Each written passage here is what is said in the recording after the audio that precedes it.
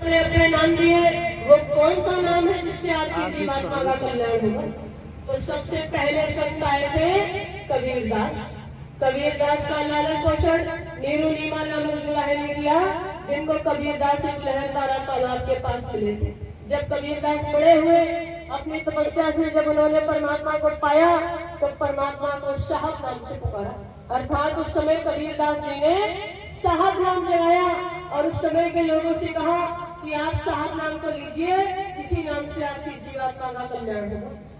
तो उस समय के लोग कहने लगे कि हमने प्रभु का नाम श्री राम सुना, श्री कृष्ण सुना, लेकिन ये कैसा विचित्र नाम है, इस नाम को लेने से हमारी जीवात्मा का कल्याण कैसे होगा? तो कबीरदास जी कहने लगे कि मैंने इस नाम को जगाया है और इस नाम में बहुत शक्ति है। यदि विश्वास न हो तो पहले नाम को आजमा लो, यदि ये नाम तुम्हारी आजमाइश पर खरा उतरे तभी इस नाम को ले। देखो संत महात्माओं की महिमा, कह रहे परीक्षा पहले ले लो। यदि बच्चा पढ़ने जाए तो पहले पाठ्यक्रम पूरा करता है, बाद में परीक्षा लेता है। और संत महात्मा कह रहे हैं कि परीक्षा पहले ले लो, नाम को आजमा लो, यदि ये नाम तुम्हारी आजमाइश पर खरा उतरे तभी इस नाम को ले लो। तो उस समय के लोगों ने पहले इस नाम को आजमाया, उसके बाद इस नाम को अपनाया और उस समय के लोगों का कल्याण उसी साहब नाम से हुआ।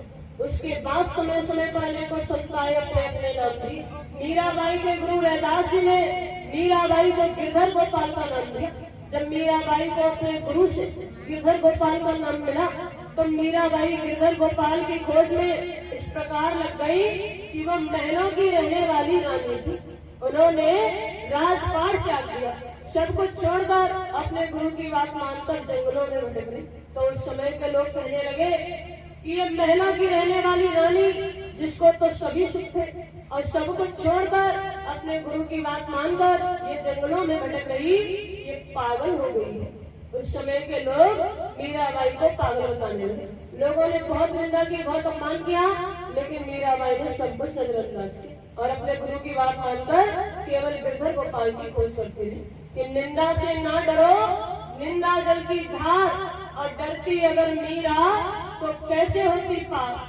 लोगों का काम है कहना, लोग तो निंदा करेंगे, अपमान करेंगे, मजाक बनाएंगे, लेकिन निंदा एक जल की धार के समान है जो समय के साथ बहकर आगे चली जाएगी। जिस प्रकार मीराबाई का कल्याण उसी गिरधर गोपाल नाम से हो, तो आज इतिहास में उनका नाम बहुत ही गर्व के साथ लिया जाता है कि उन्होंने परमात्मा को पाया। इसी के साथ समय समय पर अनेकों संत आए, अपने अपने नाम दिए। अभी 200 वर्ष पूर्व सिद्धार्थ जी ने राधा स्वामी नाम को जगाया और वर्तमान में ये जय गुरुदेव नाम जगाया गया। ये बहुत ही अद्भुत नाम है। इस नाम में प्रारंभ में जय, जैसे आप हर देवता के नाम के आगे जय लगाते हो, जैसे जय श्री राम, जय श्री कृष्ण, जय हनुमान, उसी प्रकार इस नाम में प्रारंभ में जय, बीच में गुरु अर्थात मुर्शिद बैठा है, अंत में देव। देव माने देवता, ऐसा देवता जो आपको सब कुछ दे, आपसे कुछ भी न ले। ऐसे सच्चे सतगुरु जो आपको नाम की कमाई का रास्ता दे रहे, आपसे कुछ भी नहीं ले रहे। ऐसा अद्भुत नाम वर्तमान में जगाया गया और समय का यही नाम है। समय का नाम ही समय पर काम आता है, जिस प्रकार समय का डॉक्टर समय पर काम आता है। बाबा जी ने ये नाम लिया और कहा ये मेरा नाम नहीं है, ये जय गुरुदेव नाम बाबा जी का नाम नहीं है। जय गुरुदेव नाम परमात्मा का, जय गुरुदेव नाम प्रभु का, उस अनामी महाप्रभु का है जो सबका सृजनहार है। और साथ ही साथ बाबा जी ने एक आवाज लगाई कि कलयुग में कलयुग जाएगा और कलयुग में सतयुग आएगा। तो ये कोई छोटी मोटी बात नहीं, क्योंकि कलयुग की अवधि अभी पूरी नहीं हुई, मात्र पहला चरण ही हुआ 5500 वर्षों का। इतने में एक महापुरुष ने कहा कि मैं अपने त्याग और तपस्या के बल पर इस धरा पर सहस्त्र वर्षों के लिए सतयुग ला करके दिखाऊंगा। तो इतनी बड़ी बात इतने बड़े जन समुदाय के समक्ष कोई साधारण सा व्यक्ति तो नहीं कह सकता। जिस प्रकार हमें पता है कि अभी दोपहर का समय है, थोड़ी देर बाद शाम होगी, लेकिन इतने में कोई आकर कहने लगे कि मैं शाम होने से पहले सुबह करके दिखा दूं, तो ये किसी के बस की बात नहीं। उसी प्रकार कहा कि कलयुग के चलते ही मैं बीच में सहस्त्र वर्षों के लिए सतयुग ला करके दिखाऊंगा। तो ये काम नहीं इंसान का, ये काम है प्रभु का। और कहा कि मैं सभी जीवात्माओं को उनके घर पहुंचा कर ही जाऊंगा, चाहे मुझे 400 वर्षों तक क्यों ना इस संसार में रहना पड़े। कि हम आए वही देश से जहां तुम्हारो धाम और तुमको घर पहुंचाना एक हमारो काम। कि मैं अजर अमर देश से आया हूँ, जहाँ की सभी जीवात्माएं, सभी रूहें जहाँ की रहने वाली, और मैं इन जीवात्माओं के वास्ते ही इस काल के बनाए हुए रूप में आया, इन जीवात्माओं को इनके घर ले जाने के लिए। कहा कि बच्चा शंका मत करना, मैं रामकृष्ण की तरह बीच के लोक से नहीं आया जो बीच में छोड़कर चला जाऊंगा। ना तो मैं ब्रह्मा के ब्रह्म लोक से आया, न विष्णु के विष्णु लोक से, न शिव के शिव लोक से, न राम के साकेत लोक से, न कृष्ण के गौलोक से, न देवी देवताओं के देवलोक से। मैं अजर अमर देश से आया हूँ, जहाँ की सभी जीवात्माएं रहने वाली है। मैंने 45 करोड़ लोगों को नाम दिया, और जब तक मेरा जगाया हुआ एक भी जीव यहाँ पर मौजूद रहेगा, मैं बराबर मौजूद रहूंगा। जब मेरे जगाए हुए सभी जीव चले जाएंगे तो मैं पीछे से जाऊंगा, बीच में छोड़कर जाने वालों में से नहीं। तो आप किस प्रकार अनुमान लगा सकते हैं? वर्तमान में बाबा जी लीला खेल रहे, उनके द्वारा खेली हुई इस लीला का अनुमान आप और हम नहीं लगा सकते। उन्होंने कहा था कि बच्चा, यदि मैं तुम्हारे बीच में भी मौजूद होगा तब भी तुम मुझे नहीं पहचान पाओगे। मैं क्या करने वाला हूँ ये तो मेरा रोटा भी नहीं जानता। तो आप किस प्रकार अनुमान लगा सकते हैं? जिस प्रकार पांडवों को वनवास के बाद 1 वर्ष का अज्ञातवास मिला, तो अज्ञातवास में क्या होता है कि किसी ऐसे स्थान पर जाकर रहो तुम्हें कोई भी न पहचानता न देखता। तो जब पांडवों को वनवास के बाद 1 वर्ष का अज्ञातवास मिला, तो समस्त भारतवर्ष में उन्हें कोई ऐसा स्थान नहीं मिला जहाँ पर वे छिप कर रह सके, उन्हें कोई भी न पहचान पाए। तो उन्होंने क्या किया? अपना अपना वेश बदल लिया, अपनी अपनी वेशभूषा बदल ली। वेशभूषा बदल कर वहीं सबके बीच में रहे 1 वर्ष तक। कोई भी नहीं पहचान पाया कि ये पांडव है। 1 वर्ष का अज्ञातवास पूरा किया। उसी प्रकार वर्तमान में यदि बाबा जी आकर हमारे बीच में भी मौजूद होंगे तब भी हम और आप नहीं पहचान सकते। उनके द्वारा खेली हुई इस लीला का अनुमान नहीं लगा सकते, कुछ नहीं कर सकते, केवल समय का इंतजार कर सकते हैं। उन्होंने कहा था कि मैं परिवर्तन करने आया हूँ, परिवर्तन करके ही जाऊंगा। मेरे इस काम को ना तो कोई और कर सकता है ना ही रोक सकता है। मैं समय का इंतजार कर रहा कि जब शराब जैसे घातक नशे को कोई नहीं बंद करा पाएगा, जीवों पर होने वाली हिंसा को जब कोई नहीं रोक पाएगा, तब जाकर के मैं अपना ब्रह्मास्त्र उठाऊंगा। मैं परिवर्तन करने आया हूँ, परिवर्तन करके ही जाऊंगा। जिस प्रकार जब सीता का स्वयंवर रचा गया तो महाराज जनक ने एक बहुत कठिन किया कि जो कोई शिव धनुष को तोड़ेगा उसी के साथ सीता का विवाह होगा। तो जब स्वयंवर का आयोजन हुआ तो स्वयंवर में भाग लेने के लिए दूर दूर से राजा महाराजा आए, सभी ने अपना अपना बल प्रयोग किया और उसी स्वयंवर में गुरु विश्वामित्र भगवान राम के साथ पहुंचे। तो जो दूर दूर से राजा महाराजा आए सभी ने अपना अपना बल प्रयोग किया, लेकिन कोई भी उसके धनुष को हिलाकर नहीं पाया। जब सब थकार कर बैठ गए, कोई भी उसके धनुष को हिलाकर नहीं पाया, तो महाराज जनक को ये चिंता होने लगी ये कैसा कठिन प्रण मैंने किया कि वीर विहीन धरा हम जानी, कि अब पृथ्वी वीरों से खाली हो गई, कोई नहीं बचा जो उसके धनुष को हिला सके। तो जब सब थकार कर बैठ गए, सभी ने जब हार मान ली, तो उसी सभा में गुरु विश्वामित्र खड़े हुए। उनको देखकर वहां पर बैठे सभी राजा महाराजा हंसने लगे, कहने लगे कि अभी ये भी स्वयंवर में भाग लेंगे। लेकिन उन्होंने आगे जाकर क्या कहा कि विश्वामित्र समय शुभ जानी, तब बोले अति स्नेह में पानी, उठहु राम भंजहु भव चापा, मेटहु तात जनक परितापा। उठो राम, इससे धनुष को तोड़ो और जनक की समस्या का समाधान करो। तो राम भी शंका में पड़ गए कि जब उससे गृहस्थों को हिलाकर नहीं पाया तो मेरे गुरु ने मुझे आदेश दे दिया, और जब गुरु का आदेश था तो जाना था। तो उन्होंने क्या कहा कि काम आपका होगा, नाम मेरा होगा। कि गुरु ही प्रणाम मन ही मन कीना, तब राघव उठाए धनु लीना। जब मन ही मन गुरु को प्रणाम किया तब जाकर उसने धनुष को उठा लिया गुरु के बल पर। जब गुरु को मन ही मन प्रणाम किया तो उस समय विश्वामित्र ने भी समय का इंतजार किया। जब सब राजा महाराजा कतार कर बैठे, सभी ने जब हार मान ली, तब जाकर उन्होंने राम को आदेश दिया। उसी प्रकार बाबा जी ने कहा कि मैं समय का इंतजार कर रहा, जब शराब जैसे घातक नशे को कोई नहीं बंद करा पाएगा, जीवों पर होने वाली हिंसा को कोई नहीं रोक पाएगा। आजकल मनुष्य इतना गिर गया कि अपना पेट भरने के लिए जीवों का रक्षा करने लगा। किसी भी धर्म ग्रंथ में 4 वेद 6 7 18 प्राण 19 सभी धर्म पुस्तकें गीता रामायण भागवत पुराण गुरु ग्रंथ साहब किसी में नहीं कहा गया। सभी धर्म ग्रंथों का एक ही कहना कि जीवों पर रहम करें। महात्माओं ने कहा कि तिलवर मच्छी खाकर कोटि गऊ दे दान, काशी करवट ले मरे निश्चय नरक निदान। यदि आपने जरा सा भी मांस का सेवन किया है, यदि चखा भी है, तो चाहे करोड़ों गाय दान कर लेना, लेकिन फिर भी नरक जाने से आपको कोई नहीं बचा पाएगा। कि लाख करो पूजा चाहे तीरथ करो 1000, और जीवों पर दया नहीं तो सब कुछ बेकार, सब व्यर्थ है, इसका कोई लाभ कोई पुण्यात्मा नहीं मिलेगा।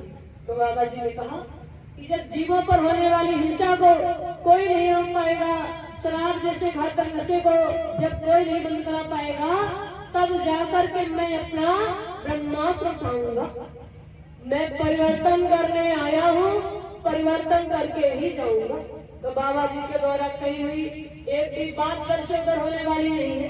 संत वचन पलटे नहीं, पलट जाए ब्रह्मांड। और भगवान राम ने भी कहा कि मोर वचन चाहे पर जाए फीका, और संत वचन पत्थर की लीका। कि मेरे द्वारा कहे हुए सब एक बार के लिए दर्शन हो सकते हैं, लेकिन संत महात्मा जो कह देते हैं वह पत्थर की लकीर बन जाता है, इधर से उधर होने वाला नहीं है। बाबा जी के द्वारा कही हुई एक भी बात इधर से उधर नहीं होगी, समय पर सब कुछ होगा। बाबा जी ने ही नहीं बल्कि बहुत से संतों ने हजारों वर्षों पहले ही लिख दिया, हजारों वर्षों पहले भविष्यवाणियां कर दी कि आगे किस प्रकार का समय आ रहा, कौन महापुरुष होंगे। संत रविदास ने अपनी पोथी में वर्णन किया कि एक बार रविदास ज्ञानी कहन लगे सुनो अटल कहानी, अब कलयुग बात साच होई, बीते सहस्त्र 5 10 जोई। अब भरमा में सब स्वार्थ के काजा, बेटी बेच तजे कुल लाजा। नशा दिखाने घर में पूरा, मात बहन का पकड़े जूड़ा। अंडा मांस मछलियां खावे, अपर नारी को गले लगावे।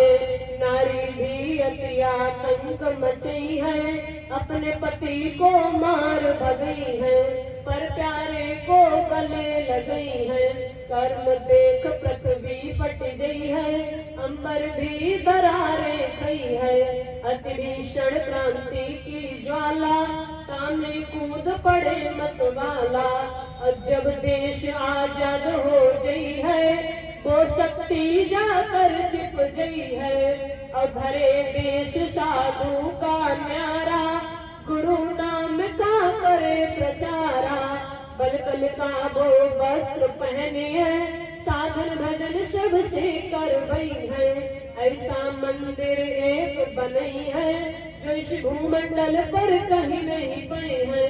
पंचम कलश अनोखी मूरत, झंडा श्वेत सुरीली सूरत। गुरु नाम से सब जग जाने, उनको परम पूज्य अति माने। सत्य पंथ का करि प्रचारा, देश धर्म का करि विस्तारा।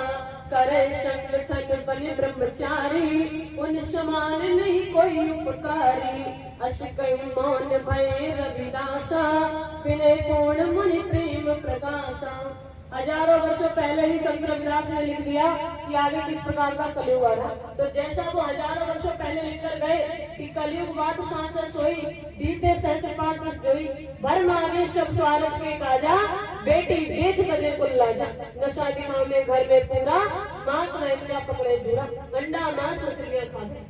आज यही समय सबकी आंखों के सामने आ गया, जैसा हजारों वर्षों पहले लिखा। क्योंकि संत महात्माओं की लिखी हुई एक भी बात गलत नहीं हो सकती। और कहा कि घरे वेश साधु का न्यारा, गुरु नाम का करे प्रचारा। ऐसे एक महापुरुष जो साधु का वेश धारण करके समस्त विश्व में गुरु के नाम का प्रचार करे। ये बाबा जी के विषय में लिख दिया कि बाबा जी ने साधु का वेश धारण करके समस्त विश्व में गुरु के नाम का प्रचार किया।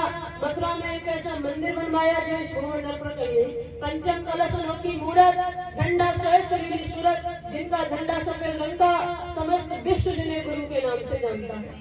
तो सब कुछ संत महात्माओं ने पहले ही लिख दिया, जैसा लिखा वही समय आज सबकी आंखों के सामने आ गया। और कहा कि भारत में अवतारी होगा, ज्योत विस्मयकारी होगा, ज्ञानी और विज्ञानी होगा, वो अद्भुत सेनानी होगा, और जीते जी कई बार मरेगा, छद्म वेश में जो बिछड़ेगा, देश बचाने के लिए होगा एक आवाहन, युग परिवर्तन के लिए चले प्रबल तूफान, और तीनों ओर से होगा हमला, देश के अंदर द्रोही घपला, सभी तरफ कोहराम मचेगा, कैसे हिंदुस्तान बचेगा, नेता मंत्री और अधिकारी, जान बचाना होगा भारी, छोड़ सब मैदान भागेंगे, अपने अपने घर दुबकेंगे, जिन जिन भारत मात सताई, जिसने इसकी करी लुटाई, ढूंढ ढूंढ कर बदला लेगा, सब हिसाब चुकता कर देगा, चीन अरब की दूरी बनेगी, विध्वंसक ताकत उभरेगी, सभी तरफ संगीन लड़ाई, घाटे में होंगे ईसाई, लंदन सागर में डूबेगा, इटली में कोहराम मचेगा, युद्ध तीसरा विप्लवकारी, जो होगा भारी संहारी, और भारत होगा विश्व विजेता, भारत होगा विश्व का नेता, दुनिया का कार्यालय होगा, भारत में न्यायालय होगा। हजारों वर्षों पहले ही लिख दिया कि भारत में अवतारी होगा और जीते जी कई बार मरेगा, ये भी स्पष्ट तौर से पहले ही लिख दिया। फिर भी आज संता में सब कुछ संत महात्माओं ने पहले ही बता दिया। तो जैसा लिख कर गए वही समय आज सबकी आंखों के सामने आ गया। अगर थोड़ा बहुत बचा जो बताया कि युद्ध तीसरा विप्लवकारी, जो होगा भारी संहारी, और भारत होगा विश्व विजेता, ये सारा समय भी आपकी आंखों के सामने आएगा बहुत जल्द, क्योंकि संत महात्माओं की लिखी हुई एक भी बात इधर से उधर होने वाली नहीं है, समय पर सब कुछ होगा। और बाबा जी ने भी सब कुछ खोलकर पहले ही बता दिया कि आगे किस प्रकार की लीला होने वाली है।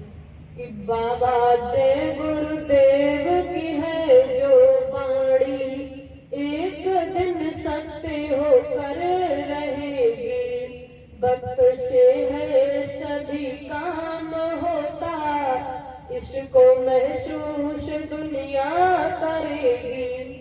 हमको संदेश सतगुरु ने देकर नाम का दान सबको दिया है, गर मालिक पे विश्वास होता, क्या भजन तुमने मन से किया है।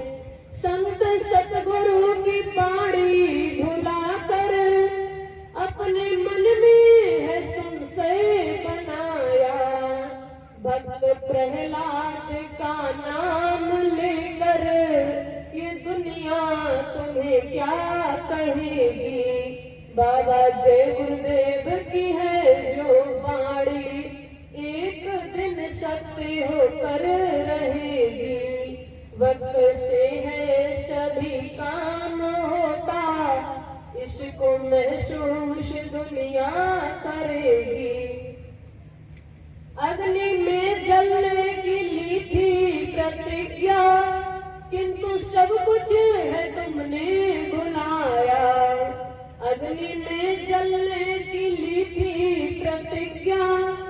किंतु सब कुछ है तुमने भुलाया। स्वामी जी ने गियर जो फंसाया, वह किसी की समझ में न आया। और स्वार्थ में तुम हुए ऐसे पागल, दोष अपने गुरु को लगाया। जब बाबा जी ने सब कुछ खोलकर पहले ही बता दिया कि बच्चा मैं ऐसा गियर फंसाऊंगा तुम चाहकर भी उसे निकाल नहीं पाओगे। मैं तुमसे इतनी दूर चला जाऊंगा तुम चाहकर भी मेरे पास तक नहीं पहुंच पाओगे। और यदि मैं तुम्हारे बीच में भी मौजूद होगा तब भी तुम मुझे नहीं पहचान पाओगे। मैं क्या करने वाला हूँ ये तो मेरा रोका भी नहीं जाएगा। इशारों इशारों में सब कुछ पहले ही बता दिया, फिर भी आप शंका में अपने ही गुरु को दोष लगा रहे कि स्वामी जी ने गियर जो फंसाया, मैं किसी की समझ में न आया। और स्वार्थ में तुम हुए ऐसे पागल, दोष अपने गुरु को लगाया। वेद जिस दिन तुम्हारा खुलेगा, जिंदगी सोचो ये कैसी कटेगी। बाबा जय गुरुदेव की है जो बाणी, एक दिन सत्य होकर रहेगी। वक्त से है सभी काम होता, इसको महसूस दुनिया करेगी। आज जो भी समय सामने है, इसका संकेत पहले दिया है। लोभ माया में खुद को फंसा कर तुमने नुकसान अपना किया है। खेल मालिक ने जो है रचाया, वह समझ में तुम्हारी न आया। है मुसीबत का संकेत आगे, खौफ से सारी दुनिया डरेगी। बाबा जय गुरुदेव की है जो वाणी, एक दिन सत्य होकर रहेगी। वक्त से है सभी काम होता, इसको महसूस दुनिया करेगी। बाड़ी सतगुरु की गर याद रखते, मन में भटकाओ हरगिज न होता। मेरे गुरुदेव अब कब मिलेंगे, भक्तों को पड़ता न रोना। सतयुग आने के पहले के हालात स्वामी जी ने है खुलकर बताए। टाट पहने शपथ ले तपस्वी, कली दुनिया तुम्हीं पर हंसेगी। बाबा जय गुरुदेव की है जो वाणी, एक दिन सत्य होकर रहेगी। बाबा जी ने सब कुछ खोलकर पहले ही बता दिया, फिर भी आप शंका में अपने ही गुरु को दोष लगा रहे। और सभी संत महात्माओं ने बता दिया कि आगे कितना खराब समय आया। संत सूरदास भी कहकर गए कि रेमन धीरज क्यों न धरे, उत्तर दक्षिण पूरब पश्चिम चौदसी काल फिरे। और रेमन धीरज क्यों न धरे, अकाल मृत्यु जग माही व्यापे, फिर जा बहुत मरे। और सूरदास हरि की ये लीला तारे नहीं करे, रेमन धीरज क्यों न धरे। सभी ने बता दिया कि आगे कितना खराब समय आ रहा। संत कबीरदास भी कहकर गए कि हंसा घबराइए मत, हम फिर आवेंगे। 4 वर्ण 36 जाति में हम घर घर अलग जगावेंगे। हंसा घबराइए मत, हम फिर आवेंगे। काशी धाम मुक्ति का नाका कहाँ हम यज्ञ करावेंगे। और गुरु नाम का डंका लेकर हम शब्द का ढोल बजावेंगे। हंसा घबराइए मत, हम फिर आवेंगे।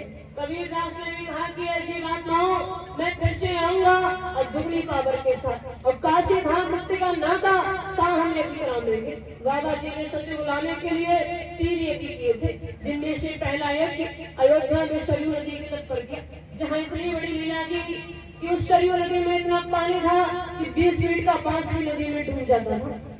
और जब बाबा जी ने अपना पहला यज्ञ वहां पर किया तो कुंवारी कन्याओं को कलश लेकर उस नदी से गुजार दिया, जिस नदी में इतना पानी जिसमें 20 फीट का बांस भी डूब जाता हो, ऐसी लीला की।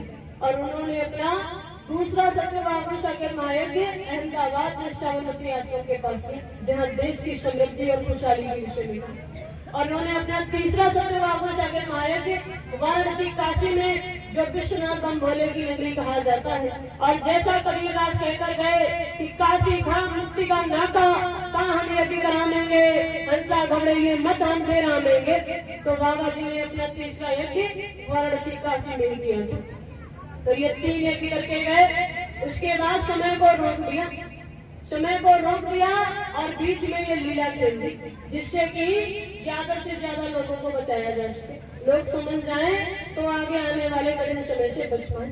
समय को रोक दिया, लेकिन कहा कि जब मैं अपना चौथा यज्ञ रचाऊंगा तभी इस धरा पर सत्युग आएगा। और उस यज्ञ को करने से 10 महीने पहले मैं आवाहन कर दूंगा कि मैं अपना चौथा यज्ञ करने जा रहा हूँ, और उसमें केवल 10 करोड़ लोग ही शामिल हो पाएंगे। मैं यज्ञ मैं एक ऐसे स्थान पर करूंगा जहाँ कुछ नहीं होगा, बियाबान जंगल होगा, एक छोटी सी नदी का किनारा होगा और वह स्थान तीर्थ स्थल से परे होगा। और उसी में मैं सत्युग आने की तारीख बता दूंगा कि किस दिन इस धरा पर सत्युग आएगा। तो बाबा जी के द्वारा कही हुई एक भी बात वर्ष उधर होने वाली नहीं है।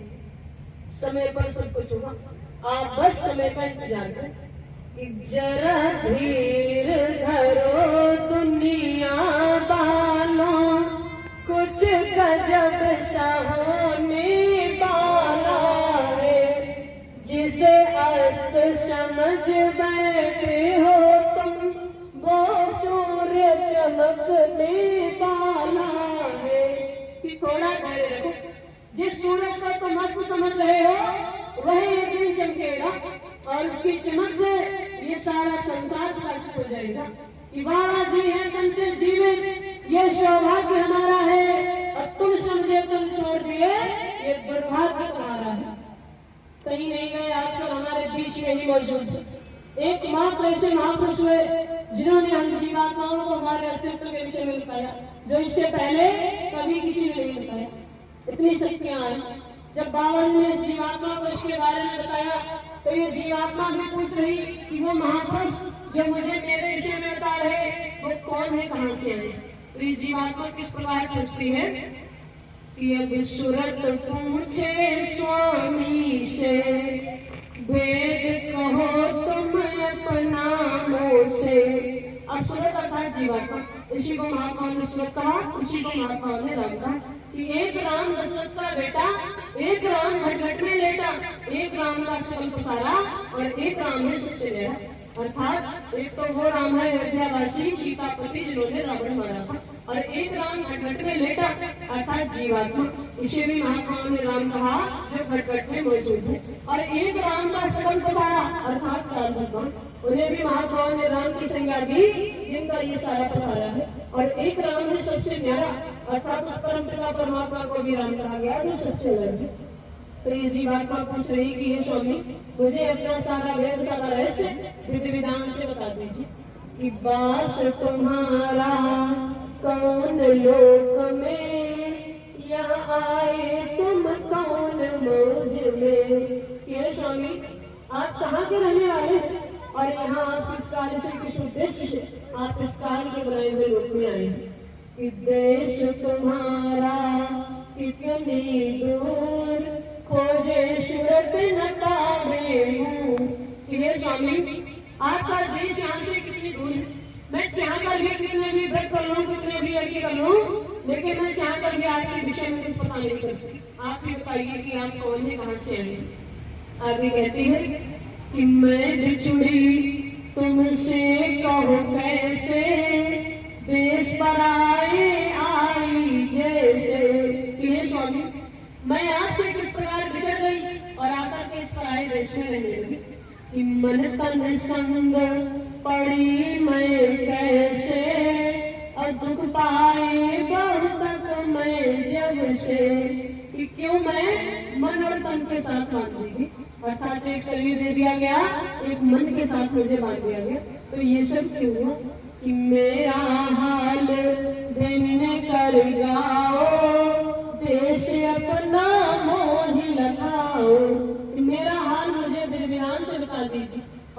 इसके बारे में कि आप कौन है, कहाँ से आए, अपने विषय में भी मुझे सब कुछ विस्तार से बता दीजिए। आगे कहती है कि क्यों भूली मैं देश तुम्हारा, आए पड़ी परदेश निहारा। ये स्वामी मैं आपके देश को क्यों भूल गई और आकर के इस पराये देश में रहने लगी। कि पाताल बसोया मृत्यु लोक में, स्वर्ग बसोया ब्रह्म लोक में। कि स्वामी आप पाताल के रहने वाले हैं या मृत्यु लोक में आपका वास है, या आप स्वर्ग के वासी हैं या ब्रह्म लोक से आप आए हैं। कि इंद्रपुरी या शिव मुकाम में, राम लोक या कृष्ण लोक में। या आप इंद्रपुरी के रहने वाले हैं या शिव मुकाम में आपका वास है, या आप राम के साकेत लोक के वासी हैं या कृष्ण के गोलोक में आप रहते हैं, इसके विषय में मुझे विधि विधान से बता दीजिए।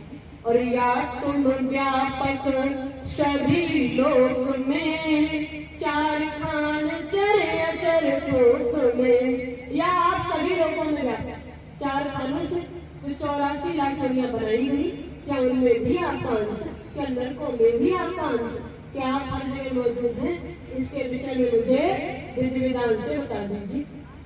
आगे कहती है कि क्यों मोहि डाला काल लोक में, अति भर माया हर्ष शोक में। इन्हें स्वामी आपने मुझे क्यों इस काल के बनाए हुए लोक में भेज दिया। यहाँ आने के बाद अनेकों दुख कष्ट पीड़ाएं मुझे यहाँ पर सहनी पड़ रही, तो मुझे क्यों इस काल के बनाए हुए लोक में भेजा है। और अब क्यों आए मोहि चितावन, रूप धरा तुम अति मन भावन। ये स्वामी जब आपने मुझे इस काल के बनाए हुए लोक में भेज दिया, तो अब आप क्यों आए, और जो रूप आपने धारण किया वह अत्यंत ही मनमोहक, मन को मोह लेने वाला आकर्षक रूप है आपका। ऐसा मनोहारी रूप धारण करके अब आप क्यों आए, क्यों मुझे समझा रहे। आगे कहती है कि मैं दासी तुम चरण निहारे, भेद देव तुम अपने सारे। ये स्वामी मैं आपके चरणों की दासी हूँ, आपके चरणों की वंदना करती हूँ। आप अपना सारा भेद सारा रहस्य मुझे विधि विधान से बता दीजिए।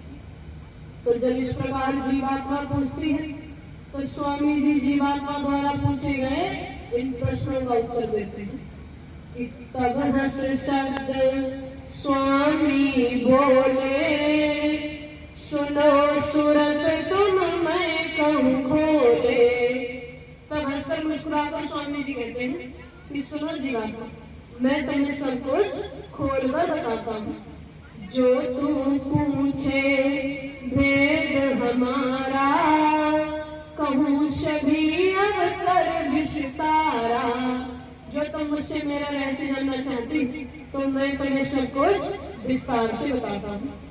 कि मैं हूँ अगम अनाम अमाया, रहूं मौज में अगर समाया। कि मैं अगम हूँ, अनाम हूँ, अपरंपार हूँ और सदैव अपनी मौज में रहता हूँ। कि मेरा भेद न कोई पावे, मैं ही कहूँ तो कहने में आवे। मेरा भेद मेरा रहस्य कोई नहीं जान सकता जब तक कि मैं खुद ना बता दूं। जब मैं खुद बताऊंगा तभी जान पाओगे कि मैं कौन हूँ, कहाँ से आया हूँ। आगे स्वामी जी कहते हैं कि प्रथम अगम रूप में धारा, और दूसरे अलग पुरुष हुआ न्यारा। कि प्रथम अगम पुरुष का रूप मैंने धारण किया, जैसा बताया कि जब सृष्टि की रचना हुई तो 3 पुरुष स्थापित किए गए, अगम पुरुष, अलग पुरुष और सत्य पुरुष। तो स्वामी जी कहते हैं पहला जो अगम पुरुष का रूप है वो मैंने ही धारण किया, और दूसरा अलग पुरुष हो गया, दूसरा अलग पुरुष वो भी मैं ही था, और तीसरा सत्य पुरुष मैं भैया, सतलोक मैं ही रच लैया। और तीसरा सत्य पुरुष वो भी मैं ही था और सतलोक की रचना भी मैंने खुद की। इन तीनों में मेरा रूप, और यहाँ से उतरी कला अनूप। इन तीनों में मेरा ही रूप है, यहाँ से ही आगे की रचना का विस्तार है कि यहाँ तक निज कर मुझको जानो, पूर्ण रूप मुझे पहचानो। कि यहाँ तक मुझको जान लो, मेरा पूर्ण रूप है, मुझे पहचान लो। आगे स्वामी जी कहते हैं कि अंश दो सतपुरुष निकारी, ज्योति निरंजन नाम धरारी। भाई आगे सतपुरुष से दो धाराएं निकल कर आई, एक ज्योति नाम की और एक काल भगवान के नाम की। कि यह दो कला उतर कर आई, और झुंझुनी दीप में आन समाई। ये दो धाराएं उतर कर आई और आकर के शेष दल कमल में समाहित हो गई। वहीं पर ज्योति और काल भगवान बैठे हैं, उन्होंने ही आगे की सारी रचना का विस्तार किया। आगे स्वामी जी कहते हैं कि तीन लोक से मैं रहूं न्यारा, और चार पांच छह में विस्तारा। कि मैं तीनों लोकों से परे हूँ, मैं तीनों लोकों में नहीं रहता और मेरा विस्तार बहुत बड़ा है। कि मैं न पाताल स्वर्ग नहीं मिलता, अब ब्रह्मा विष्णु महेश न जुगता। कि ना तो मैं पाताल में मिलूंगा, ना ही मैं स्वर्ग में मिलूंगा, ना ब्रह्मा विष्णु महेश को मेरे विषय में कुछ ज्ञात है कि मैं कहाँ मिलूंगा। कि नहीं गोलोक नहीं साकेत, इंद्रपुरी नहीं ब्रह्म समेत। ना तो मैं राम के साकेत लोक में मिलूंगा, ना ही कृष्ण के गोलोक में, ना इंद्रपुरी में, यहाँ कहीं मैं आपको नहीं मिलूंगा। कि तीन लोक व्यापक मैं नहीं, अबून एक मेरी यहाँ राही। कि मैं तीनों लोकों में व्याप्त नहीं हूँ, लेकिन मेरी एक बूंद, मेरा एक अंश जो सभी जगह व्याप्त है। और उसी बूंद का सकल पसारा, वेद तारी कह ब्रह्म अपारा। और उसी बूंद का ये सारा पसारा है जिसे हमारे वेद पुराणों में ब्रह्मा की रचना बताया जाता है। इतना स्वामी जी अपने विषय में बता रहे हैं। फिर जीवात्मा के विषय में कि सुनो सुरत तुम अपना भेद, और तुम हमें भी सदा अभेद। कि सुनो सुनो सुनो जीवात्मा, तुम अपना रहस्य सुनो, तुम हमें भी सदा अभेद, तुम सदैव मुझ में ही समाई थी, मेरा ही अंश थी। और काल करी हम सेवा धारी, सेवा रस कछ हो न बिचारी। और काल ने मेरी बहुत सेवा की, इतनी अधिक सेवा की कि उसके द्वारा की हुई सेवा के आगे मेरा कोई बस नहीं चला, और मैंने तुम्हें काल को सौंप दिया। और काल लाए तन मन को घेरा, और दुख सुख पाया तुम बहु तेरा।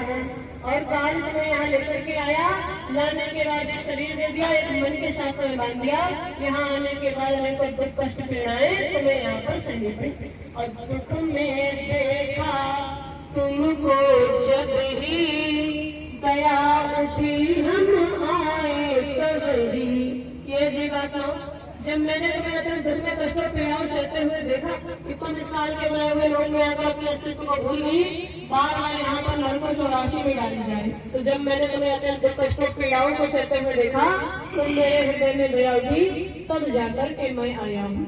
और आए किया हम शब्द उपदेश, शब्द माही तुम करो प्रवेश। और आकर के मैंने तुम्हें शब्द की कमाई का, नाम की कमाई का रास्ता बताया, इसी के माध्यम से प्रवेश करो। कि शब्द शब्द पौड़ी हम राची, और शब्द से पहुंचो सच्ची नगरी।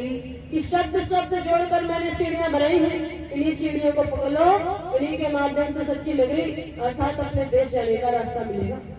और अंत में कहते हैं कि मैं समरथ हूँ शब विधि जान, बचन मोर तू निश्चय मान। कि मैं समर्थ हूँ, मेरे समान दूसरा कोई नहीं। निश्चय करके ये बात मान लो कि जो दया मैंने इस बार की, जब तुम जीवात्माओं को दुख कष्ट और पीड़ाओं से सहते हुए देखा, तो मेरे हृदय में दया उठी, तब जाकर के मैं आया हूँ। तो जो दया मैंने इस बार की, ऐसी दया दोबारा नहीं मिलेगी। वर्तमान में बहुत ही सुनहरा अवसर मिला। बाबा जी ने कहा कि मैं समस्त भारतवर्ष में जय गुरुदेव नाम का प्रचार करता हूँ। यह दौलत आत्मज्ञान की है, जो महात्माओं की दया कृपा हो जाए तभी मिला करती है। जमीन गंदी रहेगी तो दया देर से काम करेगी। कहा कि मैं तीसरा नेत्र बोलता हूँ, यह दौलत आत्मज्ञान की है। जब तुम जय गुरुदेव नाम की मस्ती में चलते चले जाओगे तो तुम्हारे पैर के नीचे यदि कांटा भी आ जाए तो मैं वहां भी अपना हाथ लगा दूंगा। कहा कि जब तुम किसी मुसीबत में हो तो जिस देवी देवता को मानते हो उसका नाम ले लेना, और मदद नाम मिले तो एक बार ये जय गुरुदेव नाम लेना तो मैं मिलूंगा और तुम्हारी मदद करूंगा। कि जब तुम अंत समय में हो तो इस जय गुरुदेव नाम को लेना, तुम्हारी संभाल हो जाएगी। कहा कि यदि तुम पूरी तरह मुझ पर विश्वास कर लो कि भव सागर भर में नहीं यह प्रताप हमार, और निश्चय करके मान ले तो तुरंत तारू पार। यदि पूरी तरह मुझ पर विश्वास कर लो तो मैं इस भव सागर में भटकने नहीं दूंगा, तुरंत ही इस भव सागर से पार लगा दूंगा। कहा कि मुझे तुमसे कुछ भी नहीं चाहिए कि भाव का भूखा हूँ मैं, भाव ही एक सार है, भाव से मुझको भजे तो भव से बेड़ा पार है। कि मैं केवल भाव का भूखा हूँ, यदि सच्चे भाव के साथ मेरे पास आओगे तो मैं इस भव सागर से बेड़ा पार लगा दूंगा। तो ये हमारा सौभाग्य है कि ऐसे सच्चे सतगुरु हमें मिले। इसी के साथ हम अपने वचनों पर